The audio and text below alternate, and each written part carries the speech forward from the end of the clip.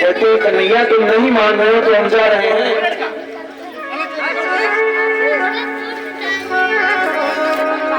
लेकिन वहां हमें कोई पहचानेगा कैसे? भगवान ने कन्हैया ने अपना श्रृंगार दे दिया उद्धव जी को और कहने लगे ऐसा ही ये श्रृंगार करके जब तुम जाओगे ना तो सब तुम्हें पहचान लेंगे। उद्धव जी पहुंच गए, नंद बाबा जी के घर के करीब पहुंचे, तब तक आवाज लगाई, कुछ गोपियां जा रही थी। गोपियों से कहा इधर सुनो, कि नंद बाबा का घर कहाँ है? ये जो अश्रुओं की धारा बह रही है नंद के घर से शुरू होती है, जहां से ये धारा शुरू हुई है वही पहुंच जाओ नंद बाबा का घर। उद्धव जी पूछते पूछते किसी प्रकार नंद बाबा जी के घर पहुंचते हैं। नंद बाबा जी को आवाज लगाई, नंदराय जी। नंदराय जी घर से बाहर निकले, देखा, कहा भैया तुम कौन हो? उद्धव जी ने कहा मैं उद्धव, कन्हैया का मित्र। उद्धव जी ने नंदराय को प्रणाम किया, मैं कन्हैया का मित्र हूँ, कन्हैया का संदेशा लाया हूँ। नंद बाबा कहने लगे आइए आसन ग्रहण कीजिए। उद्धव को घर के अंदर ले जाते हैं, आसन ग्रहण करवाते हैं। तब तक माता यशोदा ने देखा, तड़पती हुई आई, कन्हैया तू आ गया, कन्हैया तू आ गया, कन्हैया तू आ गया। इतना कहते कहते और गिरी और बेहोश हो गए। नंद बाबा ने कहा देखो ये कितनी देर तक ही होश में रहती है, किसी को देखती है कन्हैया कन्हैया कहने लगती है।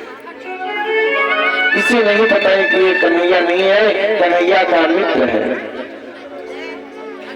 कन्हैया का मित्र है। क्या नाम है इसका? आप लोग बताएं क्या नाम है? उद्धव। कन्हैया ने एक खत लिख कर दिया था कि ये खत जाकर गोपियों को दे देने। और नंद बाबा कहने लगे भैया तुम बैठो, तुम्हारे लिए मैं कुछ खाने को लाता हूं। नंद बाबा घर के अंदर गए, घर से बाहर आए, वहां कुछ नहीं था। जब से कन्हैया गया था ना, घर के अंदर चाले पड़ गए थे रसोई घर में। नंद बाबा बाहर गए, बाहर भी कुछ नहीं मिला, क्योंकि गोकुल वासियों ने जब से कन्हैया गया था तब से भोजन ही नहीं बना था, किसी घर में भोजन नहीं बना, सब लोग भूखे उपवास कन्हैया की याद में तड़प रहे थे। अब उद्धव जी बैठे हैं, नंद बाबा कह रहे हैं हमारा कन्हैया कैसा है। उद्धव जी नंद बाबा को सुनाते हैं कि आपका कन्हैया एक दिन कह रहा था कि हमारे नंद बाबा ने अभी तक जूतियां नहीं पहनी होंगी, क्योंकि जब बाबा हमारे घर से बाहर निकलते थे तो मैं सर पर जूतियां लेकर जाता था, तो हमारे बाबा जूतियां पहनते थे। एक दिन माता देवकी ने गोरस से बनी मिठाई रख दी सामने कन्हैया। कन्हैया ने तुरंत मिठाई को हटा दिया, ये मिठाई ले जाओ यहाँ से। इस मिठाई के सामने आते ही हमें माता यशोदा की याद आ जाती है। ये ले जाओ हमारे सामने से। अपने पात्र में कभी मिठाई गोरस से बना भोजन कोई भी नहीं रखने दिया, भोजन करता ही नहीं कभी कभी। तब तक माता यशोदा होश में फिर आ गया और कहा कन्हैया। फिर नंद बाबा ने कहा कन्हैया नहीं है, ये उद्धव है, कन्हैया का मित्र है। इस संदेश लाया, संदेश सुनो। माता यशोदा कहने लगी इस संदेश लेकर आया है, खुद नहीं आया, संदेश भेजा है कन्हैया ने, उसे नहीं पता कि मेरा हाल क्या है। उद्धव जी कह रहे मैया बात तो सुनो। वो कह रहा था कि मैया की बहुत याद आती है। माता देवकी ने गोरस से भरी मिठाई रख दी तो कन्हैया ने कुछ नहीं खाया। तो मैया ने कहा यहाँ तो घर में भी खाता था, बाहर से चोरियां भी करता था, तब भी उसका पेट नहीं भरता था। उद्धव जी ने कहा मैया उसने वहां आज तक कुछ अपनी इच्छा से खाया ही नहीं। माता देवकी जब ज्यादा कहती हैं कन्हैया बेटा कृष्णा कुछ खा लो, तुम्हें मेरी सौगंध, तब जाकर कन्हैया कहीं कुछ खाता है, पेट भरकर नहीं खाता। आपकी याद में लगा रहता है, नंद बाबा की याद में लगा रहता है। कन्हैया बहुत चिंतित है मैया। मैया ने इतना सुना, मैया फिर बेहोश हो गई। अब नंद बाबा और उद्धव जी में बातचीत होने लगी। कहा देखो उद्धव, यशोदा का यही हाल है, बार बार ये बेहोश हो जाती है, कभी किसी घर में कभी किसी घर में जाती है और कन्हैया का पता पूछती है, कहती है यदि तुम्हारे घर में माखन चुराने आया हो तो उसे हमें वापस कर दो, मैं दोबारा कभी नहीं आने दूंगी। बिल्कुल पागलों की तरह कन्हैया को ढूंढती फिरती। उद्धव जी ने कहा बाबा मान के चलिए मैया है, माँ की ममता इतनी जल्दी नहीं मानती, लेकिन आप तो पिता हैं, आप पुरुष हैं, आप तो जानिए आप ज्ञानी भी हैं। कन्हैया आपका पुत्र नहीं है, वो भगवान है, परम पिता परमात्मा है। नंद बाबा ने कहा मैं मानता हूं कि ये भगवान है, लेकिन ये बात तू कह रहा है, मैं नहीं मानता। यदि वो भगवान होता तो भगवान कभी झूठ नहीं बोलते, वो बराबर झूठ बोलता था। यदि वो भगवान होता तो दूसरों के घर में चोरियां करता था, वो कभी चोरियां नहीं करता। यदि वो भगवान है तो माना कि हमसे 1000 बार गलती हुई, मैंने उसे बेटा कहा, पुत्र कहा, लेकिन उसने तो भी गलती की, उसने तो हमें बाबा कहा, उसने गलती नहीं की। क्यों कह रहा हूं भगवान है? वो भगवान कैसे होता है? यार भगवान होता तो हमें बाबा क्यों कहता है? हमारी ये गलती कि मैं उसे पुत्र मानता रहा, लेकिन उसकी तो बहुत बड़ी गलती है। यदि वो भगवान होता तो गलती नहीं करता, मैं बाबा नहीं कहता। अब नंद बाबा बहुत ज्यादा चिंतित है। उद्धव जी कहने लगे बाबा आप चिंता ना करें, वो भगवान है। जब कई बार ये शब्द सुना कि भगवान है भगवान है, तब नंद बाबा ने कहा उद्धव मैं अभी तक तो जी रहा था। क्यों जी रहा था? कि हमारा लल्ला तो हमें छोड़कर चला गया, हमारा कन्हैया को छोड़कर चला गया। अब मैं भगवान के लिए जिंदा रहूंगा, भगवान का इंतजार करूंगा, भगवान के सहारे जी लूंगा। लेकिन हे उद्धव, आज तो तुमने वो भी सहारा छीन लिया, तुमने बता दिया कि वो भगवान है, तो अब मेरे जीने से क्या मतलब? जब भगवान ने ही मेरा साथ छोड़ दिया, जब भगवान ने ही मुझे छोड़ दिया, तो अब मैं किसके लिए जीवित रहूं? अब हमें जीवित रहने का कोई अधिकार नहीं। उद्धव तुमने तो मेरा वो अधिकार भी छीन लिया, तुमने ये कह के कि वो तुम्हारा पुत्र नहीं, वो भगवान है। उद्धव जी ने अपने सर पे हाथ लगाया कि यहाँ ये कोई बात नहीं समझेंगे, क्योंकि ये ज्ञान की समझ ही नहीं रहे हैं।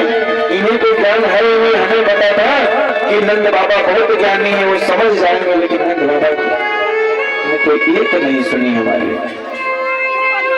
उद्धव जी नंद बाबा को प्रणाम करते हुए घर से बाहर निकल गए। गोपियों के पास पहुंचे कि चलो देखते हैं गोपियों की क्या दशा है, गोपियों को ज्ञान देंगे, उनको समझाएंगे। गोपियों के पास पहुंचे, एक गोपी उठकर खड़ी हुई, अरे देखो ये कन्हैया आ रहा है क्या? दूसरी ने कहा लग तो उसी प्रकार से रहा, रथ तो वही है।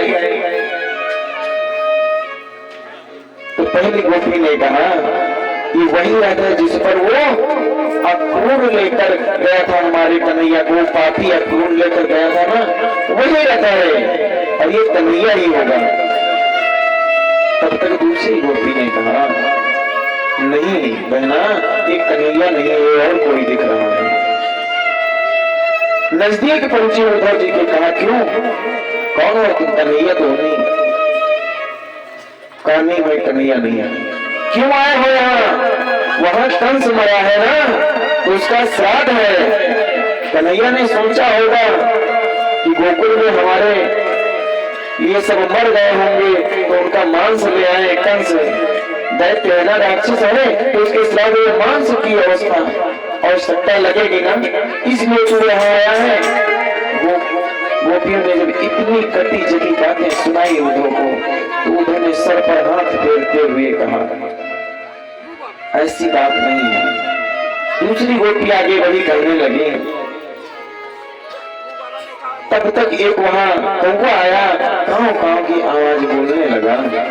दूसरी गोपी ने कहा, हे कागा, ये जो हमारे सामने खड़ा है ये उद्धव, इसको तो कुछ मालूम नहीं। हे कागा, काढ़ो कलेजो रखियो कागा, दिल में रोले जा,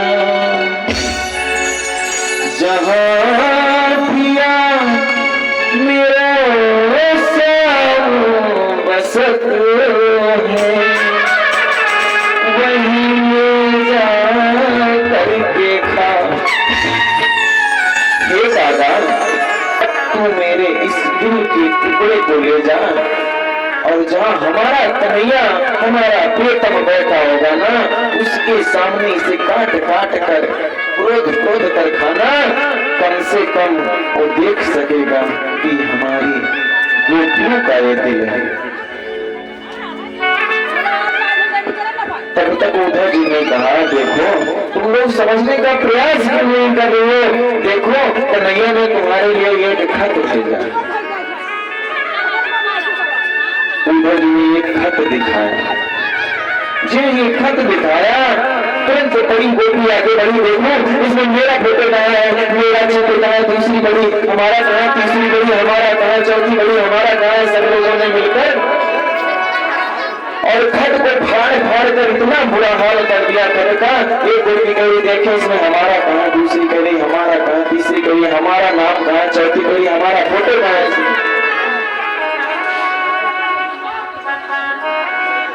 अब खत का तो बुरा हाल हो गया।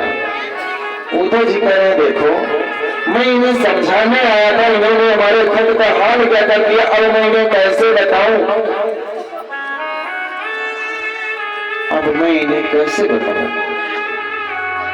क्या संदेश दूं इन्हें? कन्हैया ने जो कुछ लिखा था, इन लोगों ने सब कुछ मिलकर फाड़ दिया। अब मैं करूं तो क्या करूं? उद्धव जी कहते हैं, ऐसा है कि प्रेम के चक्कर में पड़ी हुई हो, प्रेम के चक्कर में न पड़ते हुए और ज्ञान की बात सुनो। वो तुम्हारा सखा नहीं है, तुम्हारा मित्र नहीं है, तुम्हारा स्वामी नहीं है, तुम्हारा प्रीतम नहीं है, वो परम पिता परमात्मा भगवान है, भगवान कन्हैया। एक गोपी ने कहा, हमें प्रेम सिखा रहे हैं, हमें तुम ज्ञान सिखा रहे हो। हमें प्रेम की भाषा आती है, ज्ञान की भाषा नहीं आती।